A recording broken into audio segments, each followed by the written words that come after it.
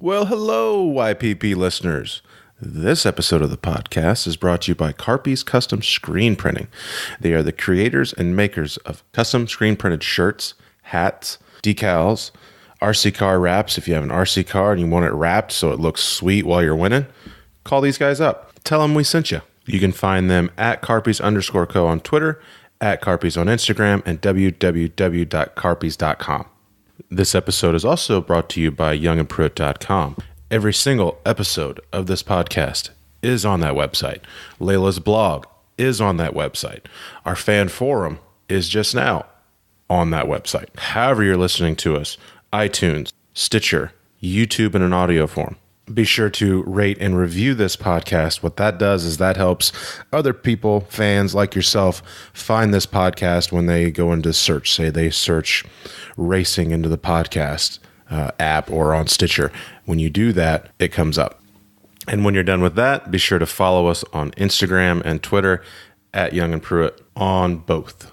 On this episode of the podcast, David is away. He could not make it. But with everything going on in the news, this really hot topic about body modifications and aerodynamics and bending the rules a little bit, figured that I would call on our buddy and good friend, Timmy Petchak, to come describe and commentate on the happenings that took place last weekend that were spotted by some of those on the internet. And that didn't really go over too well with some people in the sport. They were ridiculed, I guess, for having two eyes, a TV, and the ability to ask questions. So this is a very interesting podcast. This is a very technical podcast. So I hope you guys enjoy it. I hope you guys can keep up because I kind of had problems keeping up at some point. Here we go.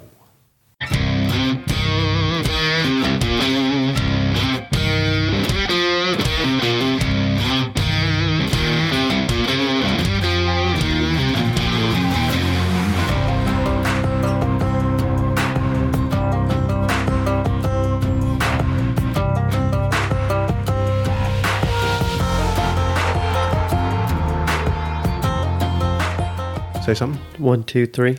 There we go. Now we got some sound. Okay. All right. Ladies and gentlemen, David is not with us today. He is out doing business, furthering this podcast in many ways. So I had to put out the bat signal, and I thought nobody better than Timmy Petchak to come on and really talk about what's been in the news recently, talking about the back glass of the number 4 car coming out of Las Vegas. I thought no one better for Tim to come on here and really describe and really explain what was going on. Just right before we started recording, the sanctioning body actually hit them with money fines and points fines. Car chief, I think, is going to get a little vacation for a couple races. But they said that there was some things that weren't right there, and NASCAR went ahead and hit them with them. They still keep the win, but they don't have as many playoff points and owners points and drivers points as they did before, and their wallet's a little bit lighter. But thank you for coming on, Tim. What did you think of that whole deal? Because I know that you're always looking at pictures, and there was a lot of pictures of that thing floating around. Yeah, when I'm recording the practices and the qualifyings and the race, I'm always looking for anything that has deflection that could be in an area that can create downforce or side force. And that's the thing about the garage area is lots of people are looking for that stuff, and lots of people are looking for a better way. And I think that they had really done a good job with that. I love stuff like that. I think that something probably broke, and that's what caused it to get as ugly as it did. It was probably a mistake on materials or how something was made that's probably never experienced that load and that vibration for that long of a time. When you test things like that in a wind tunnel, it runs generally only 13, 14, 15 minutes long, depending on how many points you take. And so you don't really get a mileage thing out of it. I've played with some stuff like that in the past. Some different materials for braces and what kind of material it is and what kind of aluminum it is. And there's definitely a lot going on there, and you're to the point now to find an advantage. You're not going to go through tech with things that are lower than what they give you. So you have to rely on the elements to help you, whether it's gravity or forces of wind or some kind of push-pull mechanism. You have to resort to those exercises to get something a little bit more than the next guy to try to beat him every week. Mm-hmm. The crew chief did say that something did break. There's a photographer that came forward that says that he had pictures of it throughout the entire weekend. So whether that's true, I don't know. That's he said, she said. I mean, we can.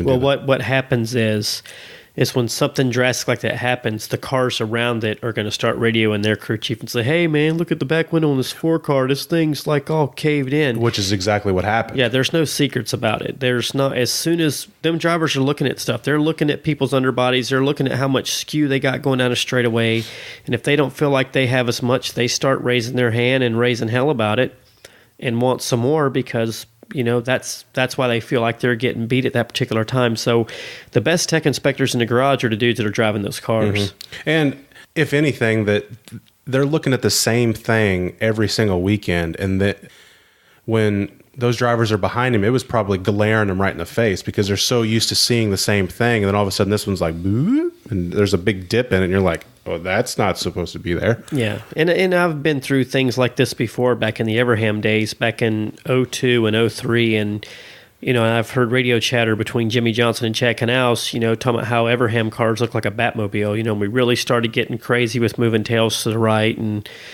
really wedging up the sides and stuff like that. There was, I love stuff like that. It was, them drivers are the best inspectors in the garage for sure. Yeah, we've seen that before with Junior calling out everyone, swerving back and forth, trying to get their rear ends to lock back into place or whatever they were trying to do. The real bad yaw or skew that they were running down the straightaway. It's the drivers that's going to call that out. Right, and that's the stuff that gets you to the center of the corner quicker than the next guy, and that's why it gets done. It's it tightens the car up, and because it tightens the car up, aerodynamically, you can free it up mechanically, and you're going to go faster on the stopwatch. So to try to paint the picture of this the best that you can, what would the advantage be of having that part of the car dip in? Well, before the piece broke, I don't know that it was as good when the piece broke, but before the piece breaks, it's making rear downforce, and because the spoiler is shorter, that's what you need to get on the gas quicker than the next guy. And I think he proved through the first 2 downforce races he didn't have a problem getting on the gas quicker than the next guy. I mean, he pretty much dominated both of them, and that rear window setup is part of that dominating. Because if you're 1/10 to 2/10 of a second faster than the next best car there a lap, you're going to yard him. He's never going to get you. Oh yeah. How does that help the downforce? Well, because you are decreasing the delta between the rear of the roof and the top of the spoiler, and what that means is the height of the rear roof to the ground versus the height of the rear roof. Let me say this again. The top of the spoiler to the ground compared to the top of the rear roof to the ground. That number, just say theoretically it was 12 inches. Well, you work on trying to get it to 11. You try to get an inch of that number away. And that way the top of the spoiler is in closer relation to the back of the roof. You're trying to shorten that delta. You're trying to get that delta as short as possible. Mm-hmm. And the shorter you get that delta, the more rear downforce it'll make. The more air is going to hit the spoiler, and because the window has round shape to it, so that roundness, you take what you can template wise, but that roundness will still hold that boundary layer up some. And as you take that down past what NASCAR would allow you to go through tech with, and because you're using the wind to do it, that's what you do. But as that shape travels south, the boundary layer will get closer to the car, and it'll stay on the window longer, and it'll land on the deck lid earlier, and that'll make the rear downforce. How many points are we talking here? How many pounds of downforce? Yeah. I don't really know because I'm pretty sure that was done at Windshear, which is a great place to do deflection studies. And so they probably had 2 or 3 versions, I'd say, or maybe it took them a couple 3 weeks to figure that whole deal out. But I mean, it could have been as much as 100 pounds. I mean, there's no telling. There's just, and those guys are already on the edge anyway. So, you give a guy like Kevin Harvick, which is already a good driver, and he's got a good crew chief, and he's got good equipment and good horsepower, and you give him 100 extra pounds, it's you're going to get what you got the first 2 mile-and-a-half races of the year. It seems that they have definitely they've led what 2/3 of the laps so far. That's what I mean. Like they're set. No matter what the fines and penalties, doesn't matter now. They're going in the playoffs. So, they'll bounce back from this. They'll rebound from this. They'll lick their wounds. They'll go on, and they'll find another sensitive area, and they'll use their resources and their tools, and they'll figure out something else to help them. Mm-hmm. So you're basically just trying to use the air to do the work for you. Yes, you have to. That's the only way it works, because you can't do it beforehand. You can't do it on pit road. You can't do it before inspection. You can't do it before out on pit road. It's just a matter of annealing aluminum and playing with different types of tubing that can bend. That'll bow but not bend, but it'll come back to its original shape. So that way, as the aero load decreases, when you're running 185 miles an hour, you're getting the benefit. But then when you get down to 120 or 100, that thing's already coming back up. It's already coming back up to more of an inspection-worthy place on your car where you don't have to worry about it anymore. So it's just it's a controlled collapse is what it ends up being. And you try different stays, different materials, different lengths of tubing, mounting them in different places, mounting them to different things. But just lots of different combinations on how you attach it so that the window braces will pull the roof down too as they go down. You probably have to run the back window braces a little bit, or the back window bolts a little loose, so that when all the bolts are tight, it won't move. But if you've got floating T-nuts in the window tracks, it allows that stuff to spread out. And if it can spread out and it can go down 1/4 to 3/8 of an inch, under 185 mile an hour, 175 mile an hour wind speed, it's gonna yield results. It's gonna give you what you're asking for, which is rear grip. And the rear glass isn't the only place you work on that stuff. I mean, you work on it on the sides, you work on it on the windshield. There's places on the nose, there's places on the hood. There's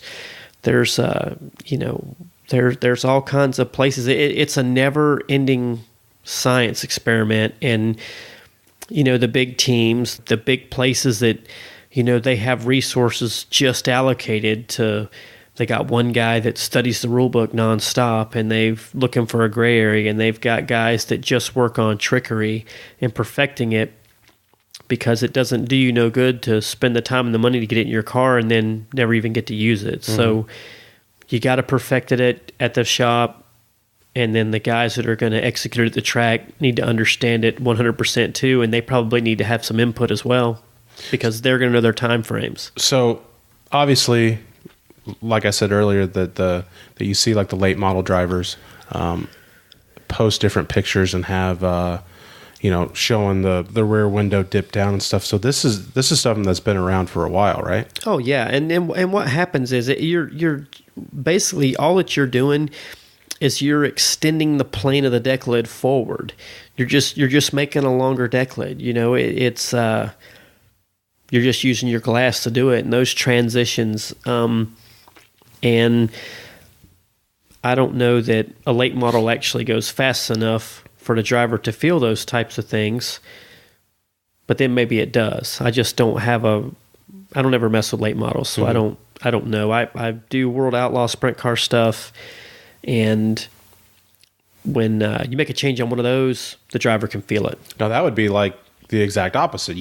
you want that wing to be as stiff as possible, right? You don't want that thing to start moving around, right? Well, it just depends on what you need for your driver, because every driver's different. Some guys need more side force, some guys just need more total down, some guys need more front. So aero is a tuning tool for any driver. They don't all drive the same cars, and you have to be open-minded enough and willing to tune for each one. You mean tighten or loosen a car? Changing yaw moment. Just say in a Cup Series, every one of those guys wants a different car. And when I look at garage area picks or anything like that, a lot of stuff I see, the first thing I wonder, did this send balance to the front? Did this send balance to the rear? Was this strictly a side force thing? Because I haven't heard every driver on the radio. So I don't know what all of them really ask for. Some guys, they have a problem feeling the front end, so you have to constantly look for front. And then some people just need rear grip, one way or the other. So it just, all of it's a tuning tool, but you don't forget any of it. If you do some changes and they only make front, you put that in your memory bank or your notepad or your laptop or whatever you got, no matter what series you're working in, and you can always go back if you ever get to that point where you need front. Oh, wow, there was like 5 things that made front, that we did back 6 months ago. You always keep a running log of all those things. Mm-hmm. The other thing that comes into play there is you don't know what else that they're doing to make that work. Like you see, like some cars have like real big side skirt openings. Some of them have super tight side skirt openings. But like if you were to say that you have a small side skirt opening and you were wanting to put a big one on it, you're not necessarily doing everything that they're doing to warrant that. Like it could hurt you, right? Well, and it could be a combination of 3 or 4 things. So there might be 3 or 4 things going on that opening up that side skirt actually amplifies. There might be other things underbody wise, and that side skirt's open to either let something in to create some forces or let things out to bring you some extra forces. So, or create forces. Or you got it sealed off, or you got it real big. So, and that could all be a situation, and that's what's so crazy about it. Depending on what your particular driver wants, a big left side opening might just make front. I'm going to know that here in a couple of weeks, but for me to guess what it does, there's no way I could guess. And even then, you're still not doing, like, you might not have the same bell housing or exhaust pipes and that's all part of the evolution with engineering. Is they're constantly looking at different ways to run exhaust and lower structures underneath the engine and how the front clip ties to the main subframe, and it's mind-blowing how much goes on. Just the way oil lines are routed and how they're packaged and where they cross over, and people say that the cars are exactly the same. No. Let's just go ahead and end that argument right now. The only way that they'll ever be the same is if NASCAR actually manufactures all the cars. If they manufacture all the cars and they call out all the specs and they're inspecting every single piece before it goes on, so they make their own oil tanks, their own rear end housings, their own lower control arms, their own lower clip structures in the front underneath the engine, splitter bars, that's the only way it'll ever be the same. It'll never be the same because the name of the game is to come up with something better than the next guy. And I enjoy the evolution part of it. But I also like seeing, somebody on another team come up with something cool. I like that. And it's just yeah, like when I sent you the picture of that after. Yeah, and it's not that stuff like that hasn't been going on. It's just that they've lost that advantage because something broke. And that's probably the thing that's going to bother them more than a fine or points. You lost something that could really, really help you. The fish that got away. With this aero package that we have now, totally lost something. And I wouldn't be surprised if a bulletin doesn't come out in the next couple of weeks where there's another rule on braces and fasteners and all that kind of stuff. So they'd be changing the rules as they go along. I wouldn't doubt it a bit. I wouldn't doubt it a bit if there's not a rule change. Yeah, we won't know until California, I think, as this thing is being recorded, is our next one that's really going to matter with like speedway stuff. Yeah, and then see, this is another dynamic. You brought the late models up too, and late models don't have a side window in them. And when you start racing a car without a side window in it, all the forces change again. So things that work on a car with a side window in it probably aren't going to work when you take the side window out. So like when you go to Dover and you don't have a side window and you're blaring off in there 155, 165, 170 miles an hour, whatever that turn 1 entry speed is and turn 3 entry speed is, there's a lot of force going into that car. And there's other things that you take account for that when the cabin's sealed off of the window, there's things that you can't do when you take the window out because they'll make your car worse. Mm-hmm. So there's two scenarios there.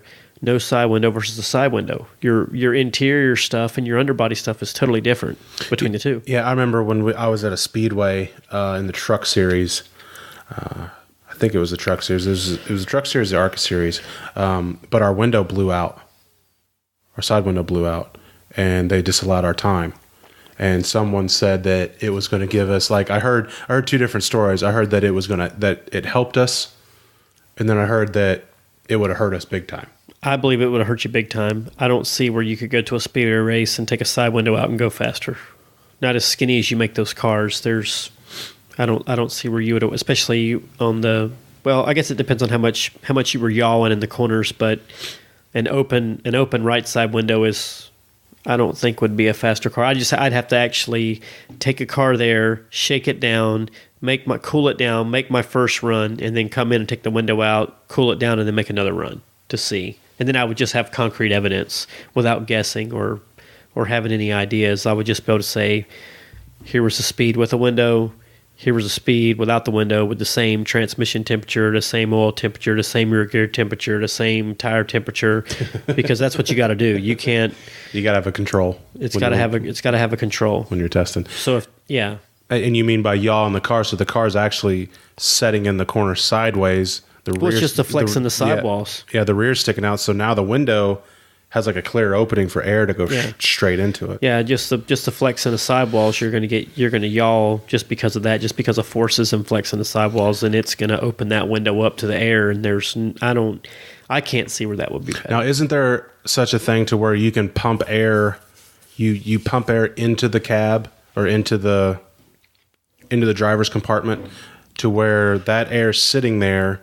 And then, so it's like a barrier. It's like a buffer, right? Well, what's happened is you have what they call the NASCAR NACA that's in the left side quarter window. So that'd be the little window right behind the driver. There is a NASCAR NACA duct there that has to be open all the time. And then you have what I call the beer bottle net, which is the little net that's on the driver's left side in front of the big window net that he could like stick his hand up to. Mm-hmm. And so basically what happens is you have a side window in the car. Now you have a double right side NACA that's in the right side window that's just behind the right side A-post, and it's got 2 3-inch holes. And you've got, we call that the Denny Hamlin duct because he was the one that was part of getting that implemented. On purpose or got caught? Because they were hot in the car. Oh, got it. So that's one of the byproducts of all the sealing off and all the panning off was the underhood temperature started climbing big time. And then it was starting to cost horsepower.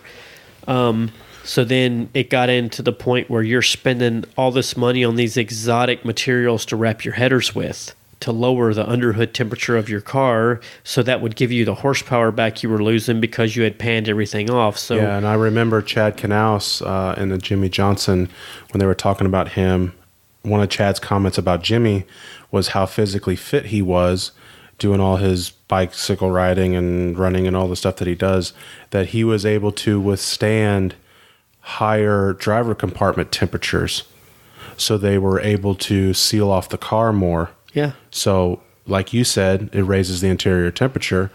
You're going to go faster, but boy, you're going to be hot in there. Yeah.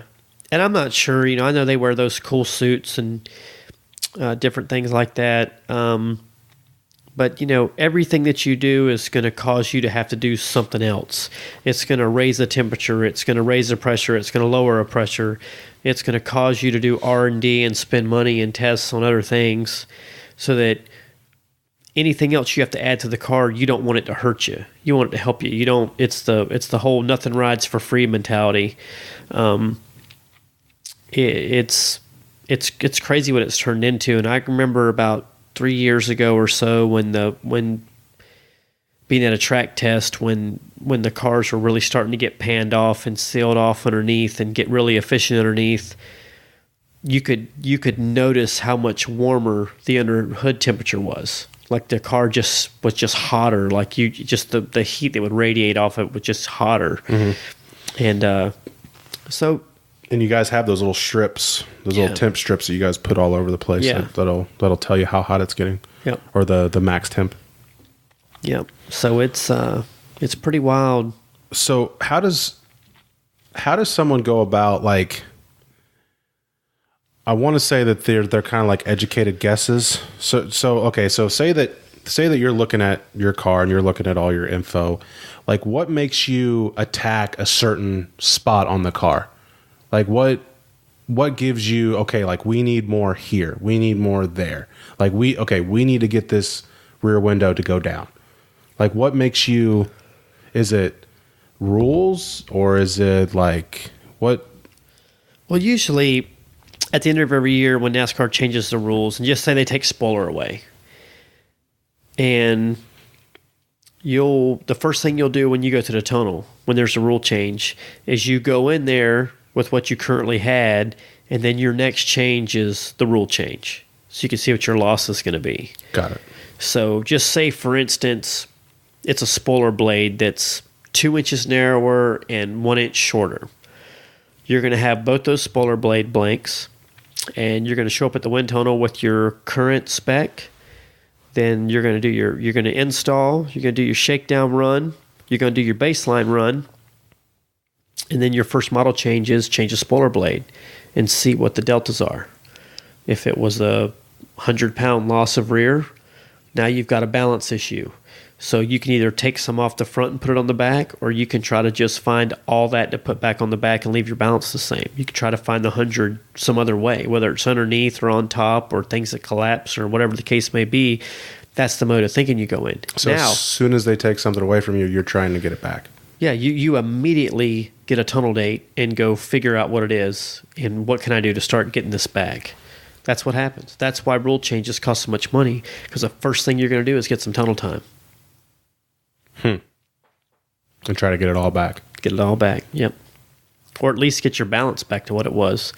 So you might take some off the front to put on the back, but you'll keep your balance the same. So say you were you feel like you need a 51.8% front percentage, and then you get a spoiler change, and now you got a 54% front percentage, and you don't think your man's going to be able to drive that. You got to do what you got to do to get 51.8% back.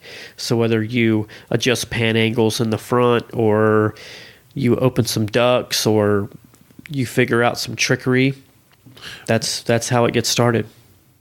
So even though you're losing that however many pounds of downforce, the balance of something with, just to say even numbers, with 100 pounds of downforce compared to 200 pounds of downforce, as long as the balance is the same, the car's still going to handle different, right? Well, I think the lap time would just be a little bit slower, but it would be more drivable if you balance. So a little bit worse of a lap time with a drivable car, because you got to figure everybody's going to be under the same deal. Yeah. So it's all about finding something to help you faster to the next guy.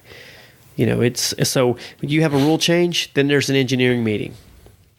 And it's engineers, the people that are going to build the parts, the people that are going to take the cars to the tunnel.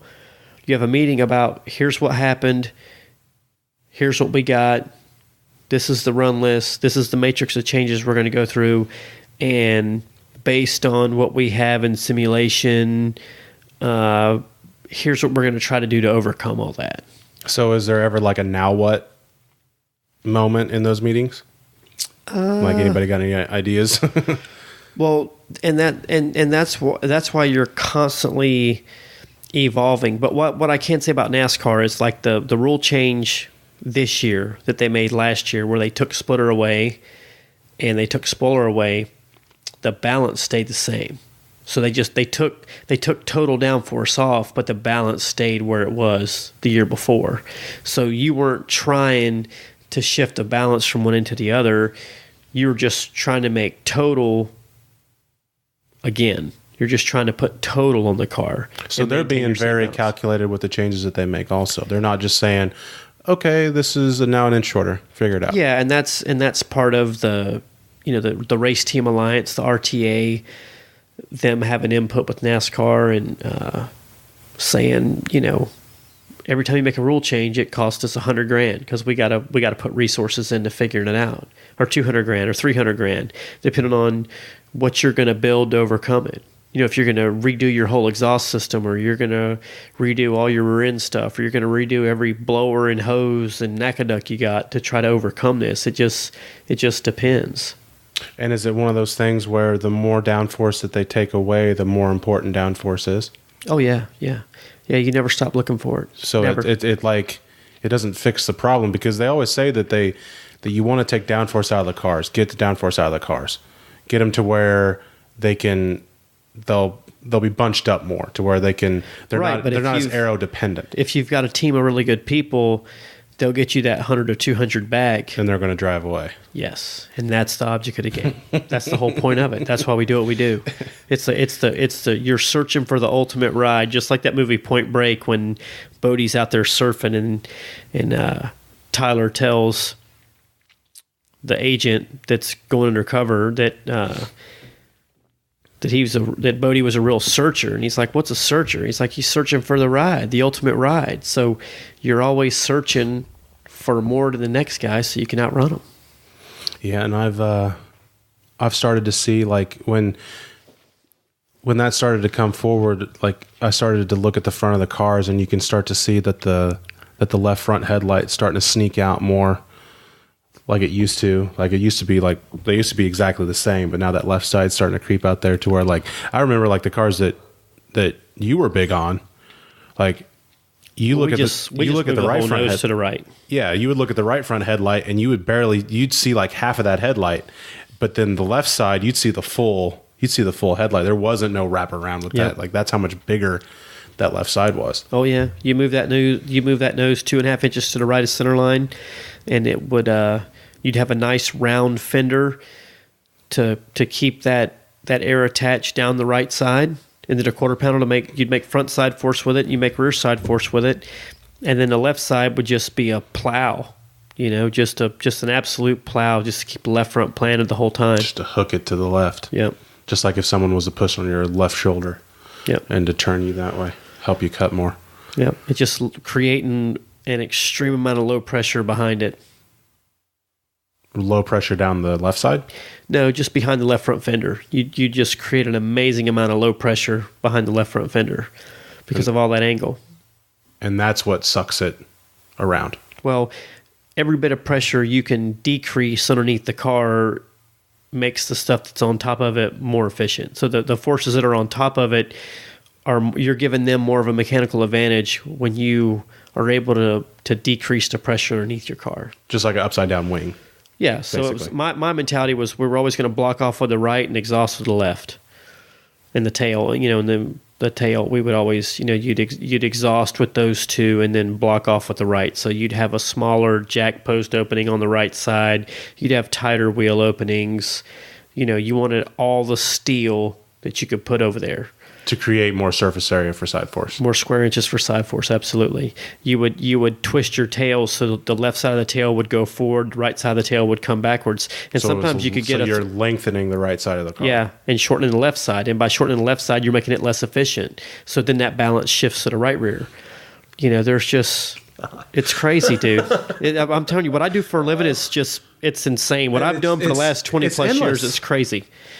Yeah, it never stops. It don't matter how small of it is. Because I know as soon as you were on Twitter or whenever the first time that you seen that picture, I know you were like, holy shit, when I first showed that to you. So it's like, well, the bad thing was I was working, I was doing some home improvement projects, and I was doing some running around on Sunday, so I didn't even see much of the race. So I missed a ton of it. But I did see when I watched Happy Hour on Saturday, I did see deflection. I did have really 2 pages of notes on what I saw just from Happy Hour, and I was like, all right, So then when I go to these ranking meetings at work, and they're like, what do you got this week? Well, I got 2 pages of stuff to talk about, and then you guys can rank it on what you feel is more important than the next. So, are you taking pictures of the TV and bringing it into the meetings? And absolutely, stuff? I got pictures in my phone right now. I can show you the TV. In car, the car. The one that you were showing me of a car that was blowing up. Yeah, and you were showing me how the smoke was coming out of the front wheel openings and getting lighter and getting darker as it went down the side of the car. Yeah. And you're like, see this right here? Like, this is like low pressure. This is high pressure. Like, this is like, ta-da, there it is. And I got that shot. He was probably running a $185 when the thing let go. So it was a free wind tunnel. It was a free CFD in real life at the racetrack with the tires turning, and it was at Kansas, which is the best place to do aero testing. Indy used to be really, really good, but Kansas, it's so smooth that it's that's why.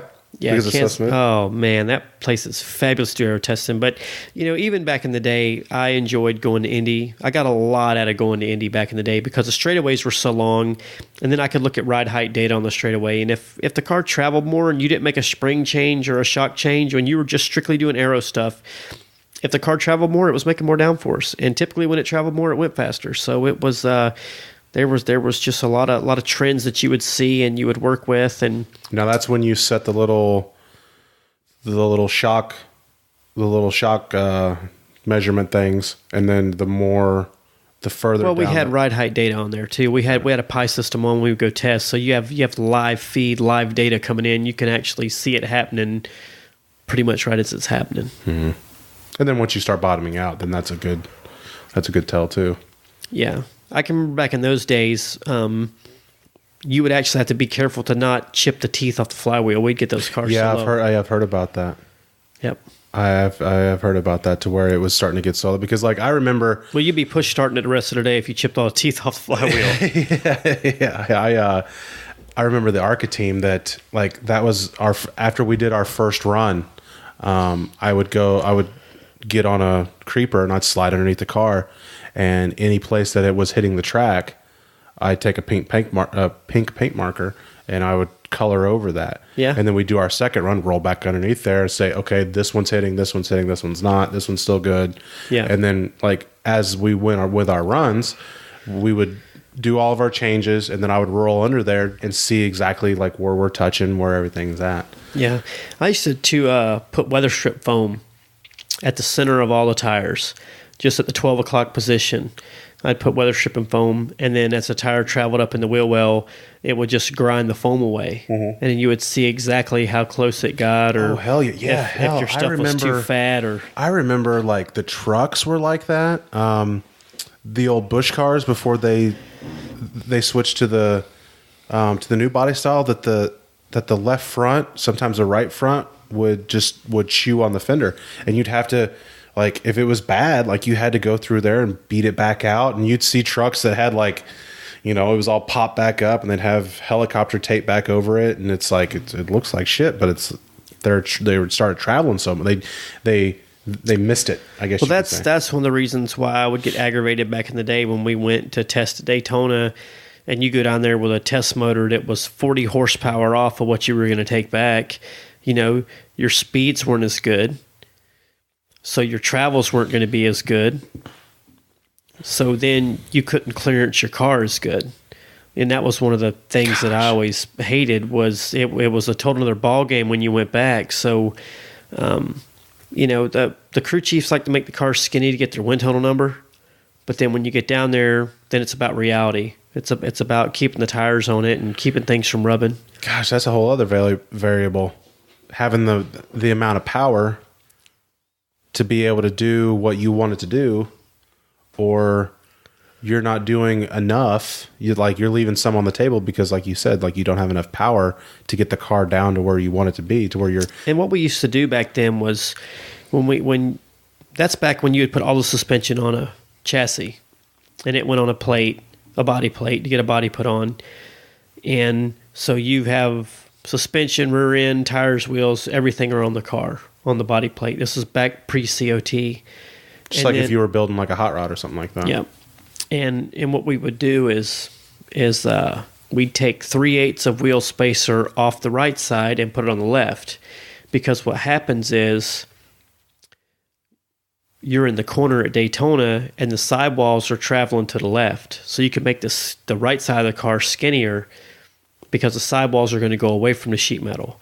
But the left side, you'd have to make a little bit bigger because the rubber's going towards it. So the tread and everything is going towards the left. So the deflection of the sidewalls. What he's talking about for those of you at home, the tire actually flexing the wheel going in or coming out of the tire as it's in the corner. So like when you have your sneaker and you push over to the right and the tread of your sneaker is staying put, but you're pushing the side of your shoe out, that's actually pushing out the wheel opening and sticking out past the body.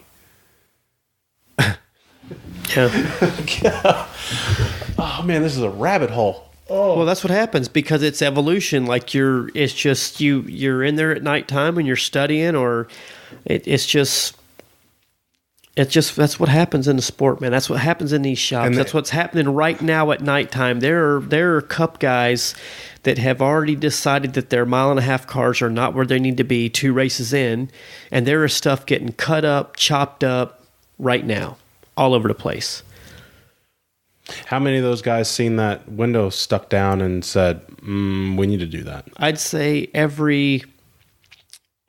it's common knowledge now. It's probably been common knowledge since, Sunday or Monday. I'm sure, I'll just say by Tuesday, everybody in Cup racing knew about that window. I thought just the guys that work in the shop knew about it by then. Yeah, but how much can, like you were saying with with a foreseen bulletin coming out, how much can you really do? And obviously they're going to be looking at it.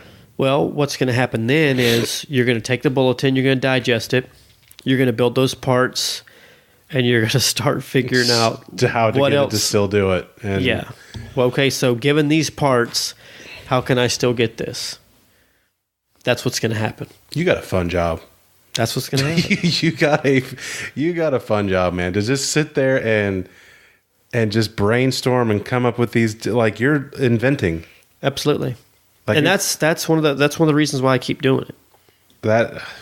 Because you can really use your creativity and really try to really problem solve, like you're playing chess. But the point now is you have to be willing to put in a fair amount of sacrifice and a fair amount of work, because the gains, it takes more to get them. You got to be willing to give more to get them. It just takes more time to build the stuff, more detail. You gotta really want to now. Yeah, it takes somebody mediocre they're going to have 30th place stuff. Because there's only so much more that you can get, really. But in that defense, a small team's just trying to make it every week. They're just trying to get to the next race. Yeah. Where the big teams have a group of people that just do nothing but trickery and figure things out for people. Yeah, and that's a good subject change right there. How we were, I don't know if you've seen, but Matt DiBenedetto, he's in the news right now. He was kind of the talk of the day and yesterday. Did you see that? I saw where some people were going to put some money into his car, but I don't know why. He jumped on social media and basically said that he had a different crew chief last week. Had a pretty good finish. I don't exactly remember where he finished, but he had a solid run. They were pitted a couple stalls down from us, but he jumped on social media and basically said, "We're unsponsored. We need help." And everyone started to jump on it and help him out. Some of the drivers really started to, $5,000 here, $10,000 here, and with them, that's what that's covering is fuel for the hauler. Yeah. Sets of tires, hotel rooms, flights for the crew guys that come out there, paying for the pit crew. Like, that's like, they're just trying to get by. Yeah. You know what I mean? And Matt's a hell of a guy. And Matt, if you're listening, I don't know if you listen to this, please be my guest, be our guest. Come on here, bro. I'll give you 4 hours if it takes. Come on here, tell your story, let everybody know what you're about, what you're trying to do, and get your, like, that's why I made this podcast. I made so people like Tim can come on here and tell their story and get known and actually have a platform, a long form conversation to where we can sit here and talk for 2, 3, hell, 4 hours. I don't care. And just talk, and to where people can really get to know you and know your story and know your background. And Matt kind of had to do that. Like, I know that was a very humbling experience for him. I know that was probably the last thing that he wanted to do. But I think though that I want to say back in 95 and 96 and 97 and probably in the 98 and 99 too, a lot of the teams still drove a van to the racetrack. Everybody wasn't flying yet. I mean, there was a lot of races that you drove a van to. Mm-hmm. And I always wondered if it'll get back to that, where you just get in the van with all your buddies and your teammates and you're going to the racetrack. I don't know if that'll ever come back or if it'll ever come back for some of the races, but I mean, you're always going to have to fly commercial out west, but for the most part, and you probably wouldn't drive to Texas, but I've driven to Texas, homie, twice, nonstop, no hotel room, bud. Yeah, like we all jumped in the van, we drove there, we did the race, and we drove back. Yeah, and we just did shifts. Yeah, like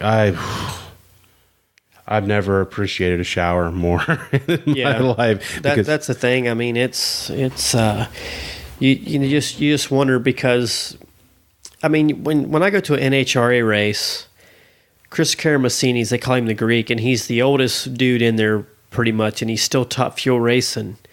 And he's got, I mean, a wore-out dually and a wore-out gooseneck trailer.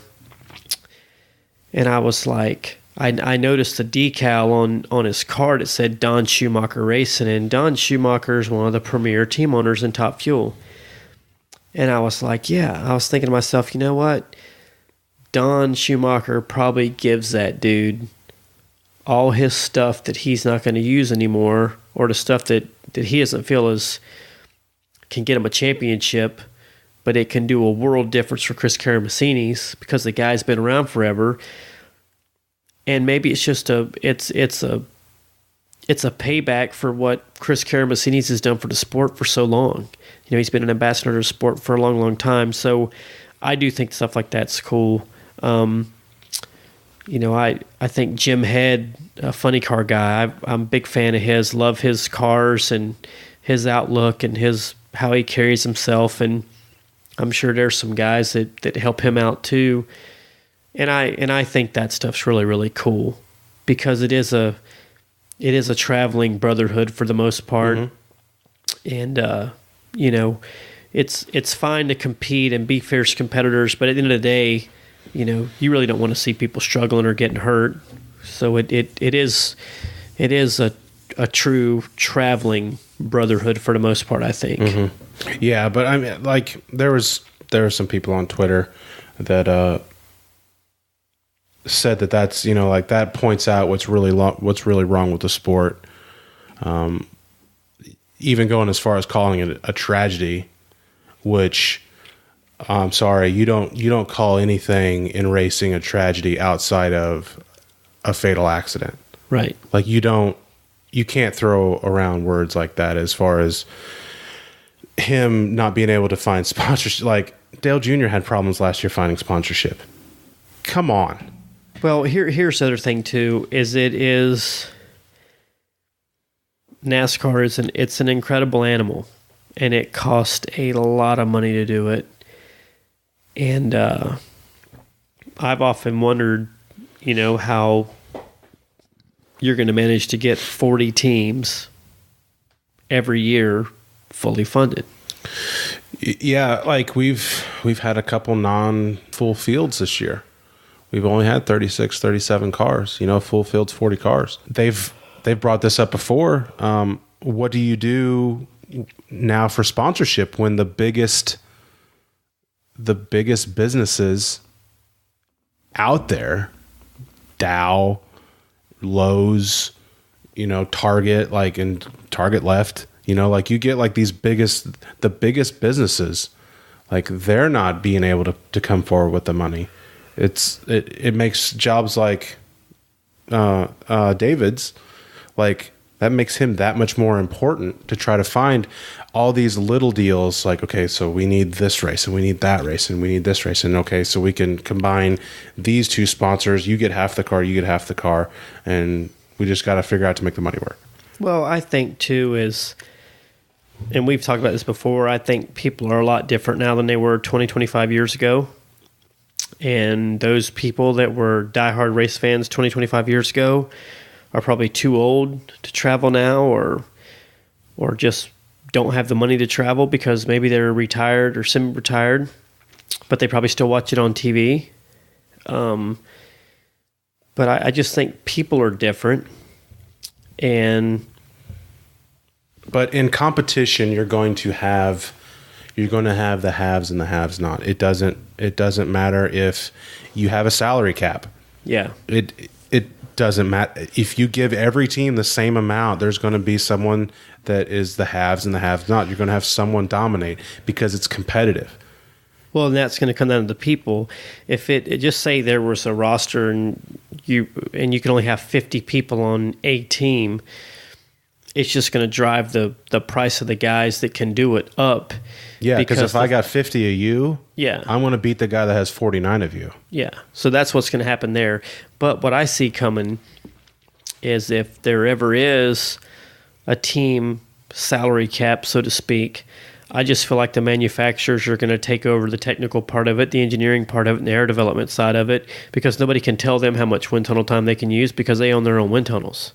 They have their own engineering facilities. Yeah, they have all their own stuff. So yeah, we got to talking about that, about like salary cap stuff, and you can only spend so much money on this, and you can only spend. Well, what about the teams that make their own parts? Yeah. Well, what about the teams that have 20 CNC machines in a separate building, cranking out these parts all day long? How are you going to police that? How are you even going to touch it? You're not going to police it. You're not going to ever police this business. It's not going to happen. You can change spoiler size. You can change grill opening size. You can change how much the car weighs. You can change how much splitter it's got on it. You can make rules on how big the radiator pan is. But that's all they're ever going to be able to do. Mm-hmm. They're never going to be able to harness the human element or the imagination. They're never going to be able to do that. And even if they give this stuff to us, people are still going to find a way to change it. Well, because there'll be somebody that's crazy enough to tamper with it. Yes. That's the reason why. Yeah. I'm going to tamper with this, but I'm going to be able to cover it up because I found this to cover it up with, and nobody's ever going to know. Yeah. They're just going to think the driver made the difference. Mm-hmm. That's the mentality of it. That's the bottom line.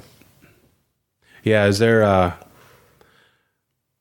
I know I don't even know if you can do it now, but I know that there used to be such a thing as going set up too far out of tolerance. So you know that the tolerance is here.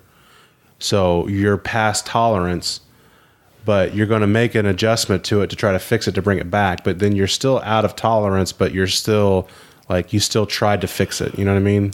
Like, so going in, we're way out of whack. And some guys have that mentality. Some guys want to go through unscathed and then get it as the weekend goes on. And then some guys want to show up out of tolerance and hit things with a hammer. You know, I'm one of those guys that I like to show up and not do nothing but make my stuff better all weekend. Not, beat it up with a hammer. But everybody's different.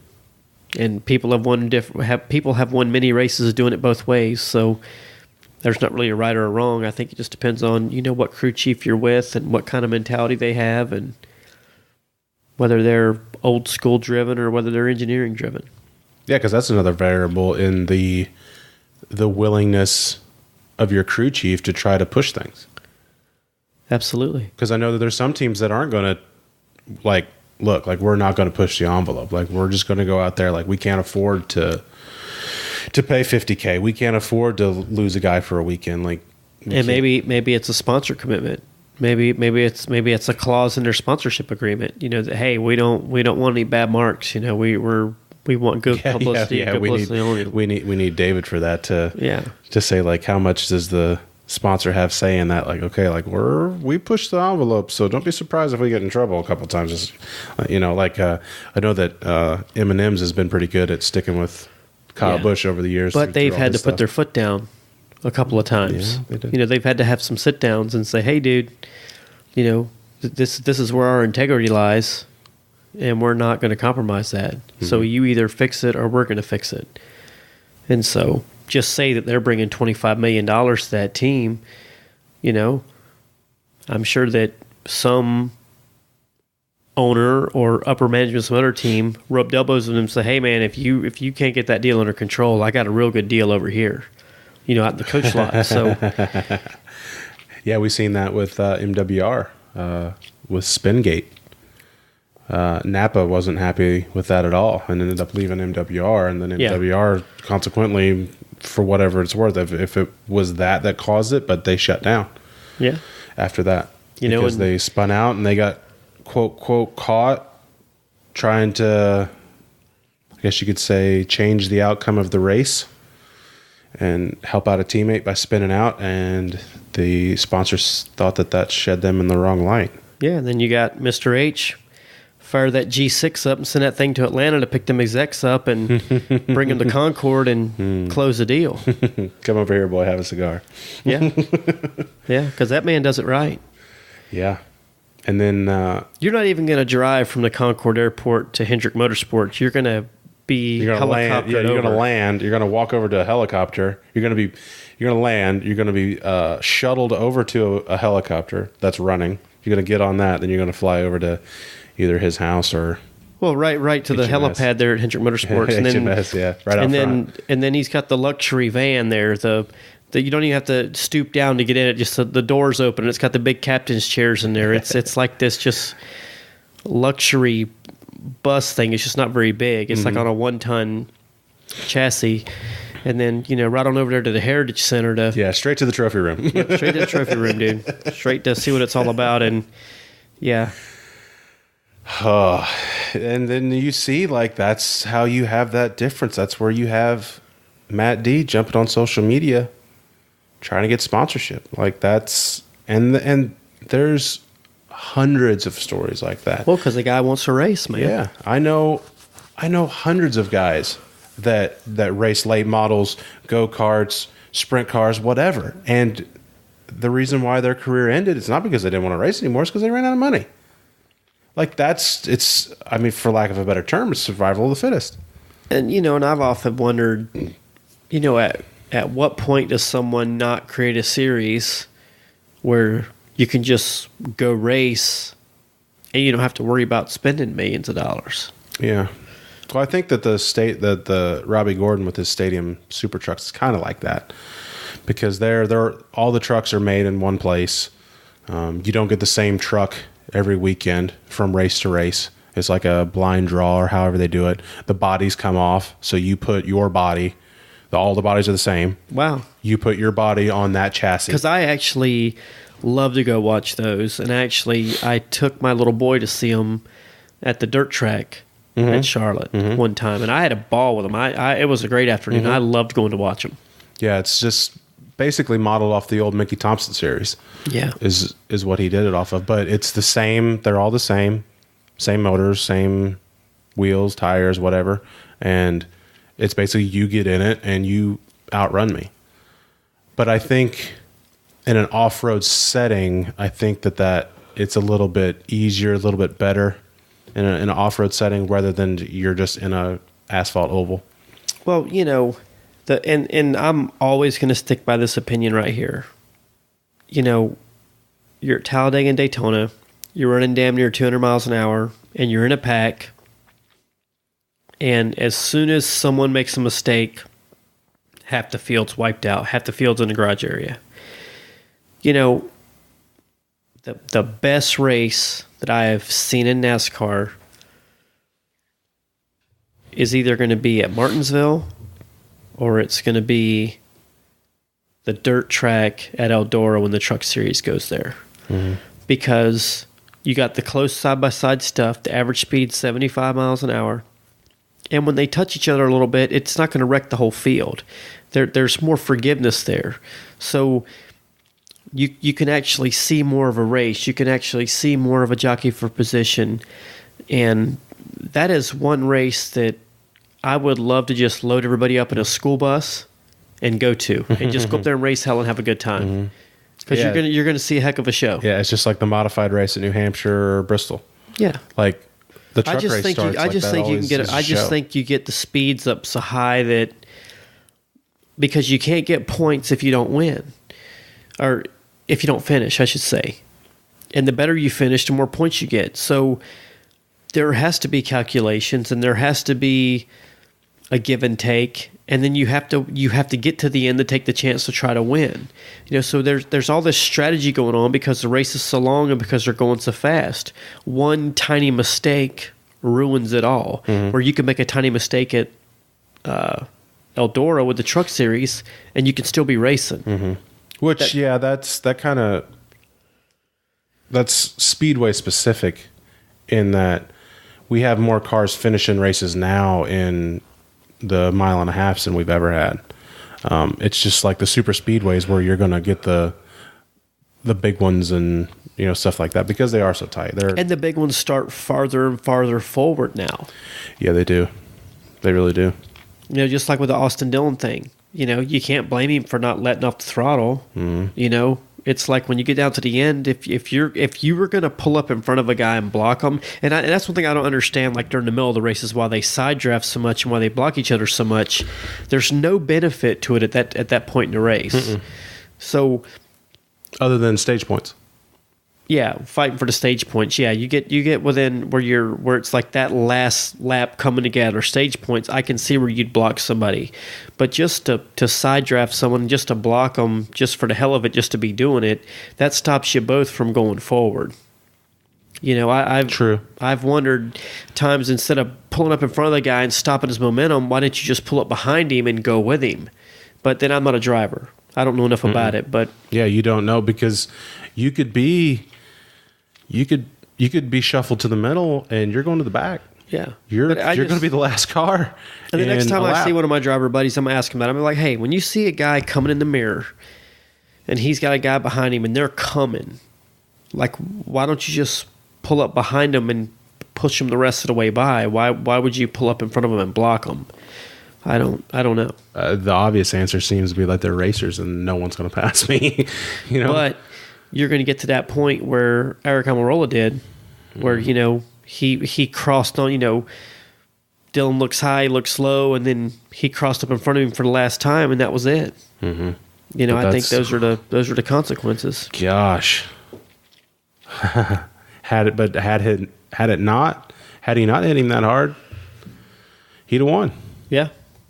Had the block worked, he would have won. Had the block not worked, he got put in the fence. Had he got in the back, then he finishes third. Yeah. So it's that's. And I guarantee you, with where he is in points right now, he probably would rather finish third.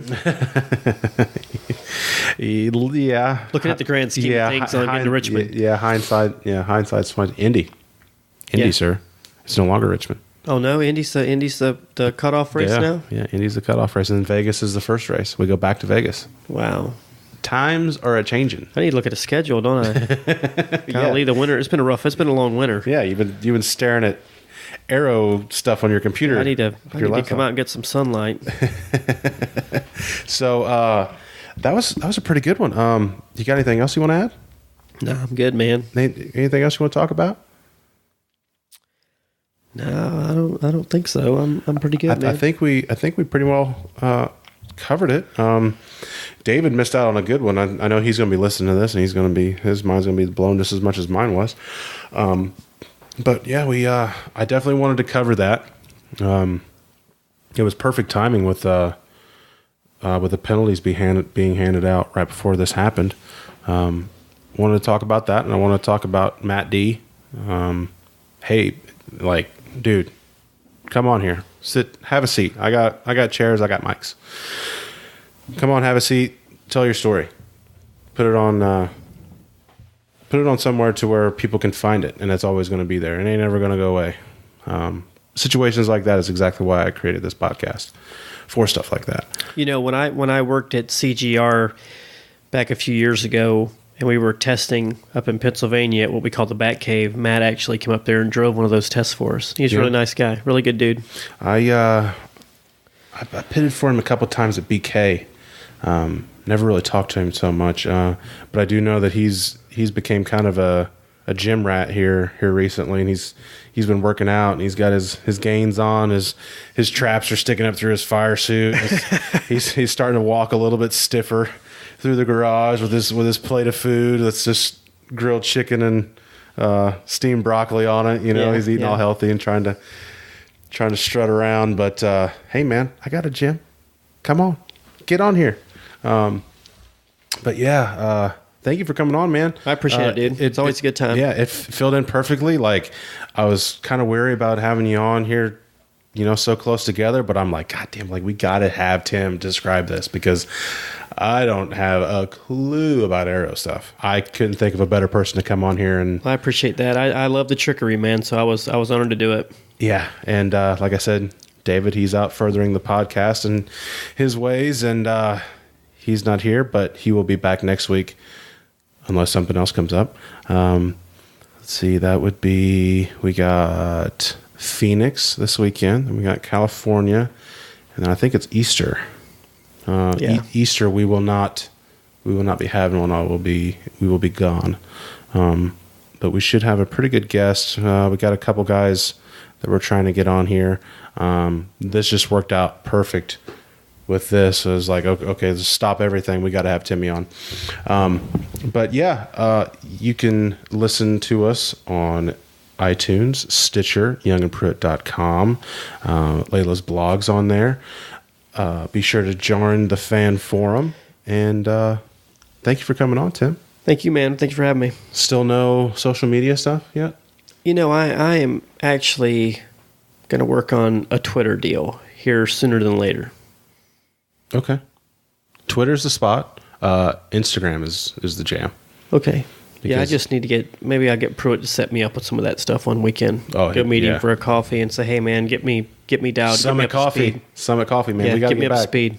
And we got to get Hayes. We got to get Hayes to come back. Yeah. Come absolutely. home, Hayes. So, all right, guys. I hope you really enjoyed this podcast. This episode was very technical. I know that it blew my mind in many ways. So I hope you guys enjoyed, and looking forward to having you back on when the next controversial body adjustment comes up. Oh, yeah, no doubt. So thank you for coming on, dude. Yeah, man, thank you. See ya.